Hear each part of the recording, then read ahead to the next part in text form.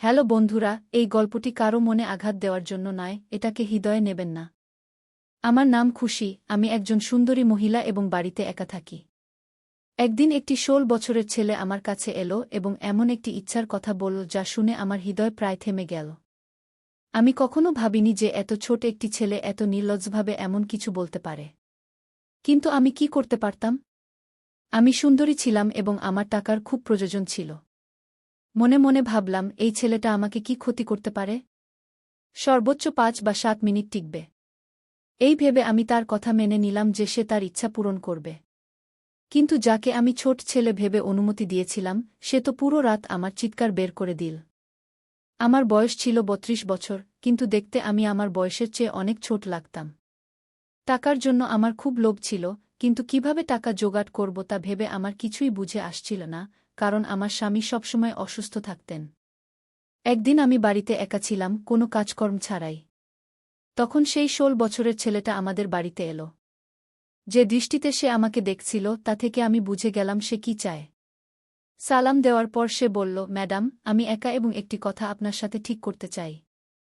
আমাকে একবার সুযোগ দিন, আমি আপনাকে হতাশ করব না, বরং আপনার প্রয়োজন মেটানোর জন্য পুরোপুরি পরিশ্রম করব। আমি তাকে মাথা থেকে পা পর্যন্ত দেখলাম, গরম প্যাটার্নে সে ভালো ছিল, কিন্তু বয়সে ছোট। আমি তাকে ক্ষমা চাইলাম এবং বললাম, আমি তোমার সাথে এমন কিছু ঠিক করতে পারব না, তুমি এখনও ছোট এবং আমার মনে হয় না তোমার বয়স এমন কথা বলার হয়েছে। সে হেসে বলল, আপা, আমার ৫ বছরের অভিজ্ঞতা আছে, আমি ১২ বছর বয়স থেকে এই কাজ করছি। আমার কেউ নেই, আমি একাই এই কাজে দক্ষ। আমাকে বিশ্বাস করুন, আপনি আফসোস করবেন না, বরং এই সিদ্ধান্তে আপনি খুশি হবেন। এখন আমি সত্যিই অবাক হলাম, এই ছেলেটা একা কিভাবে এসব বলছে। আমি তাকে জিজ্ঞাসা করলাম, তোমার মা-বাবা কোথায়? সে বলল, আমি একা, আমার মা-বাবা বেঁচে নেই। আগে এখানে সেখানে ঘুরে ঠোকর খেয়েছি, তারপর এই কাজ শুরু করেছি এবং কাজ করতে করতে এখন আমি এটাকে বাড়াতে চাই, তাই আপনার কাছে এসেছি। যদি আপনি আমার সাথে থাকেন, তবে আমি আপনার অনেক কাজে লাগব। তার শেষ কথা শুনে আমি চমকে গেলাম, সত্যিই আমার এমন একটি ছেলের প্রয়োজন ছিল যে বাড়ির উপরের কাজ করে দেবে। সে নিজে থেকে আমাকে এই প্রস্তাব দিচ্ছিল এবং আমি ভাবলাম, যদি আমি তার সাথে কথা ঠিক করে নিই, তবে প্রতি মাসে কিছু টাকা পাব, যা আমার জীবন সহজ করে দেবে। কিন্তু এও ভাবলাম, যদি সে ঠিকমতো টাকা দিতে না পারে, তবে আমার সমস্যা হবে। যাই হোক, সে তো ১৬ বছরের ছেলে ছিল, আমি সহজেই তাকে আমার কথা মানতে রাজি করাব। তাই নিজের লাভের কথা ভেবে আমি কথা পাকাপাকি করে দিলাম, কারণ আমিও তো একা ছিলাম। আমি বাড়ির সাথে দোকানও তাকে ভাড়া দিয়ে দিলাম। তার নাম ছিল প্রেম এবং সে বলল, খুশি, আমি দোকানেই থাকতে চাই, কারণ আমার কেউ নেই। এখন পর্যন্ত আমি এই কাজ রাস্তায় করেছি, এখন দোকানে করব। আমার তাতে কোনো আপত্তি ছিল না, দোকান তো আমারই ছিল। আমি বললাম, তোমার যা ভালো লাগে করো, শুধু আমাকে বুদ্ধিমত্তার সাথে টাকা দিও। তারপর সে দোকানে মহিলাদের কিছু জিনিস রাখল এবং এটি দেখে আমি অবাক হয়ে গেলাম যে ৪-৫ দিনের মধ্যেই তার কাজ জমে গেল। সে সারাদিন দোকান খুলে কাজ করত এবং তার দোকানে মহিলাদের ভিড় লেগে থাকত। যে দোকান অনেক দিন ধরে খালি পড়েছিল, যখন কখনো ভাড়া দেওয়া হতো, তখন কোনো গ্রাহক আসত না। আমি কতবার দোকান ভাড়া দেওয়ার চেষ্টা করেছি, কিন্তু সবাই কথা বলে চলে গেছে যে এই জায়গা কাজের জন্য ঠিক নয়। আমি তো আশা ছেড়ে দিয়েছিলাম যে এই দোকান কখনো ভাড়া যাবে, কিন্তু সেই ছেলেটা না শুধু ঠিকঠাক দামে ভাড়া নিল, বরং তার কাজও চালিয়ে নিল। কিন্তু একটি অদ্ভুত ব্যাপার ছিল যে সে দোকানে মহিলাদের জিনিস রেখেছিল এবং মহিলারা সেই ছেলেটার কাছ থেকে জিনিস কিনতে আসত। কিছুদিন পর প্রেমের সাথে আমার ভালো কথা বলা শুরু হল। সে আমার ছোটখাটো কাজ করে দিত। যখন আমি কিছু ভালো রান্না করতাম, তখন তাকে দোকানে পৌঁছে দিতাম। দোকান এবং বাড়ির মধ্যে একটি ছোট দরজাও ছিল, প্রয়োজন হলে সেই দরজা খুলে প্রেমের সাথে কথা বলতাম। ধীরে ধীরে আমাদের মধ্যে একটি ঘনিষ্ঠতা বাড়তে লাগল, কারণ আমিও কোনোভাবে একা ছিলাম। তাই প্রেমের সঙ্গতি পেয়ে আমি একটি সহায়তা পেয়েছিলাম। আসলে আমার কোনো সন্তান ছিল না এবং আমার স্বামী রাহুলের পক্ষাঘাত হয়েছিল। আবার বাড়ির খরচ চালানো খুব কঠিন হয়ে গিয়েছিল। কখনো কেউ সাহায্যের জন্য টাকা দিয়ে যেত, কখনো এমন পরিস্থিতিতে দোকান থেকে পাওয়া টাকা আমার জন্য একটি আশীর্বাদ হয়ে দাঁড়াল। আমি নিজেই প্রেমের সাথে আত্মীয়তা বাড়িয়ে নিয়েছিলাম যাতে সে দোকান ছেড়ে না দেয় এবং আমার নিয়মিত আশাও বজায় থাকে। কিন্তু আমি কি জানতাম যে যাকে আমি ১৬ বছরের নির্দোষ ছেলে ভাবছি, সে আসলে ততটা সরল নয়। সেই ছেলে তো কয়েক দিনের মধ্যেই আমার দুনিয়া উল্টপাল্ট করে দেবে। আমাদের মধ্যে কিছু আত্মীয়তা বাড়ার পর আমি তাকে ঘরের ভিতরে আসার অনুমতি দিয়ে দিলাম। এখন প্রয়োজন হলে সে আমার ঘরেই চলে আসত, আর বাকি সময় সে দোকানেই থাকত। রাহুলের এতে কোনো আপত্তি ছিল না, কারণ তার কাছে সে তো 16 বছরেরই ছিল। বরং প্রেমের আসার পর আমাদের জীবনে এক রং ফিরে এসেছিল। আমি আগের মতো উদাস ও নিরাশ থাকতাম না। কিছু বলার থাকলে আমি প্রেমকে বলে দিতাম। মৌসুম বদলের কারণে রাহুলের স্বাস্থ্য বেশ খারাপ হতে শুরু করেছিল। আমার কাছে তাকে হাসপাতালে নিয়ে যাওয়ার মতো টাকাও ছিল না। একদিন হঠাৎ আমার চোখে পানি চলে এল। প্রেম আমাকে দেখে জিজ্ঞেস করল, খুশি, কি হয়েছে? আপনি কাঁদছেন কেন? আমি তাকে বললাম যে রাহুলকে হাসপাতালে নিয়ে যেতে হবে, কিন্তু আমার কাছে টাকা নেই। আমি এই জীবন থেকে ক্লান্ত হয়ে পড়েছি। একাই সব সমস্যার মুখোমুখি হতে হয়। রাহুল আমার সাহায্য ছাড়া বিছানা থেকে উঠতেও পারে না। যদি আমার একটি সন্তান থাকত, তাহলে হয়তো আমার জীবন একটু সহজ হতো। দুর্বল মুহূর্তে আমি প্রেমের সামনে আমার মনের কথা বলে ফেললাম। আমার কথা শুনে প্রেম হেসে বলল, তাহলে খুশি, একটি সন্তান নিয়ে নিন। এতে সমস্যা কি? তার কথায় আমি লজ্জায় পড়ে গেলাম। তাকে কিভাবে বলব যে রাহুল বিছানায় পড়ে আছে এবং সে সন্তান দেয়ার অবস্থায় নেই? বিয়ের প্রথম দিকে রাহুল চায়নি যে আমরা সন্তানের ঝামেলায় পড়ি, আর যখন আমাদের সন্তানের প্রয়োজন অনুভব করলাম, তখন রাহুল সেই ক্ষমতাই রাখত না। হঠাৎ পক্ষাঘাতের পর সে আর কিছু করার অবস্থায় ছিল না। প্রেমের বিয়ে ধীরে ধীরে মজবুরির বিয়েতে পরিণত হয়েছিল, আর এখন আমি মজবুর হয়েই রাহুলের সাথে আছি, কারণ আমার কাছে অন্য কোনো বিকল্প ছিল না। প্রেম সম্ভবত আমার মুখের ভাব পড়ে ফেলেছিল। সে বলল, আপনাকে চিন্তা করার দরকার নেই। আমি তো আপনার সাথে আছি।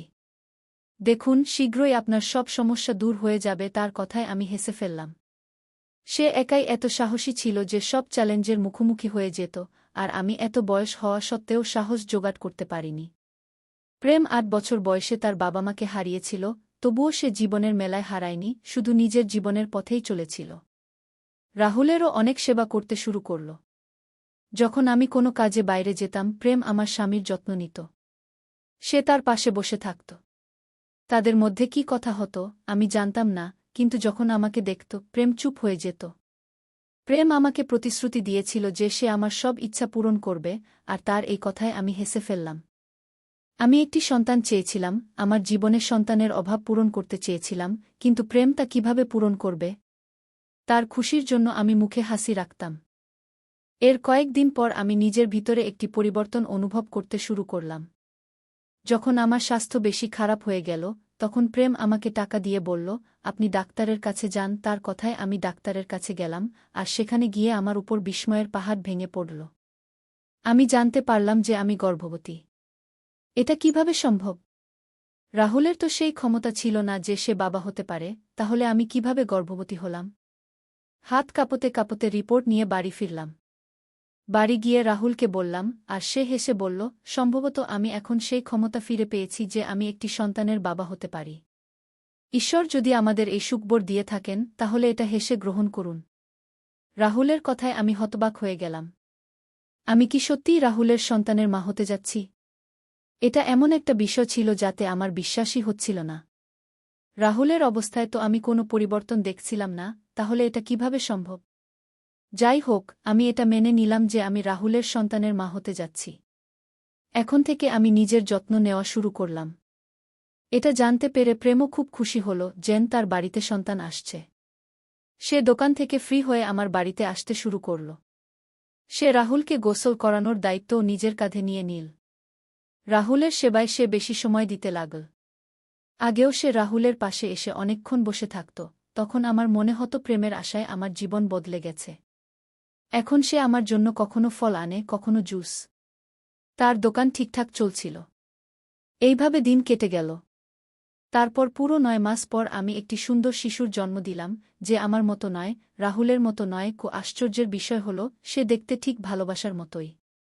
আমি কখনো আমার সন্তানের মুখের দিকে তাকাই, কখনো ভালোবাসার দিকে। তারপর ভালোবাসা নিজেই হেসে এমন কিছু বলল যে আমি হতবাক হয়ে গেলাম। সে বলল, আপনি তো দিনরাত আমাকে দেখেন, তাই আপনার সন্তানও আমার মতো দেখতে পায়। সে বলল, গর্ভাবস্থায় মা যাকে বেশি দেখে, সন্তান তার মতোই হয়। তার কথায় আমি শুধু হতবাকই হইনি, লজ্জাও পেয়েছিলাম। এত অল্প বয়সে তার এসব বিষয়েও জানা আছে। আমার কোলে সন্তান চলে এলো, আমার আনন্দের সীমা ছিল না। সন্তান নিয়ে বাড়ি ফিরলাম, যেন আমার জীবনে আবার বসন্ত ফিরে এলো। কিন্তু এখন খরচ আগের চেয়েও বেড়ে গেছে। বুঝতে পারছিলাম না এই খরচ কিভাবে চালাব। তখন ভালোবাসা আমাকে সন্তানের খরচের জন্য টাকা দিতে শুরু করল। আমার এবং আমার সন্তানের পুরো দায়িত্ব সে নিয়ে নিল। শুধু আমার এবং আমার সন্তানের নয়, রাহুলের জন্যও সে কখনো আউটসাইডার হয়ে থাকেনি। আমি তাকে ছোট ভাইয়ের মতো ভালোবাসতে শুরু করেছিলাম, কারণ তার জন্যই আমাদের দিন ভালো হয়ে গিয়েছিল। তারপর আমার সন্তান 6 মাসের হল এবং আমি জানতে পারলাম যে আমি আবার গর্ভবতী। আমি আবার হতবাক হয়ে গেলাম। এত তাড়াতাড়ি আমি কিভাবে দ্বিতীয়বার গর্ভবতী হলাম? আমার বিয়ে প্রায় 10 বছর হয়ে গেছে, কিন্তু এতদিনে আমি একবারও গর্ভবতী হইনি। আমি ভয় পাচ্ছিলাম যে এত তাড়াতাড়ি দ্বিতীয় সন্তানের দায়িত্ব আমি কিভাবে নেব। আমার প্রথম সন্তান তো এখনও ছোট, তার উপর রাহুলের দায়িত্ব আলাদা। এই চিন্তায় আমি ডুবে গেলাম। তখন রাহুল আমাকে বোঝাল, যখন ঈশ্বরের কাছ থেকে আবার আশীর্বাদ আসছে, তখন তা ফিরিয়ে দিও না। যেমন প্রথম সন্তান আমাদের কাছে এসেছে, তেমনি দ্বিতীয়টিও আসবে। আমি মাথা নিচু করে রাহুলকে বললাম, আমাদের দায়িত্ব তো ভালোবাসার কাঁধে। এখন যদি এই সন্তান আসে, তাহলে তার খরচও ভালোবাসার কাঁধে পড়বে। তারপর আমার দ্বিতীয় সন্তানও এই পৃথিবীতে এলো। 2 সন্তানের মধ্যে আমি এত ব্যস্ত হয়ে গেলাম যে রাহুলের দিকে খেয়াল রাখার সময় পাচ্ছিলাম না। রাহুলকে তো ভালোবাসা পুরোপুরি সামলে নিয়েছিল। সময় দ্রুত বয়ে যাচ্ছিল। এখন আমার এবং ভালোবাসার বন্ধুত্ব এত গভীর হয়ে গিয়েছিল যে আমরা একে অপরের সাথে মনের সব কথা শেয়ার করতে পারতাম। আমি সারাদিন সন্তানদের পিছনে ছুটে বেড়াতাম, আর রাতে ক্লান্ত হয়ে গভীর ঘুমে চলে যেতাম। ভালোবাসা রাতে আমার সন্তানদের দেখাশোনা করতে আসত এবং তাদের নিজের সাথে শুইয়ে দিত। এটা আমার জন্য খুবই আশ্চর্যের বিষয় ছিল যে একটি 16 বছরের ছেলে কিভাবে এত সহজে পুরো রাত 2 সন্তানকে সামলে নেয়া। ভালোবাসা কখনো আমার কাছে অভিযোগ করেনি যে সন্তানরা তাকে বিরক্ত করে বা তার ঘুম নষ্ট করে। বরং সে খুশি মনে আমার সন্তানদের নিজের সাথে নিয়ে যেত, আর আমি কিছুটা স্বস্তির নিঃশ্বাস ফেলতে পারতাম। সে সব দায়িত্ব নিজের কাঁধে নিয়ে নিয়েছিল, তা আমার কাপড় হোক বা সন্তানদের। এত অল্প বয়সে সে আমাদের পুরো পরিবারের খরচ বহন করছিল।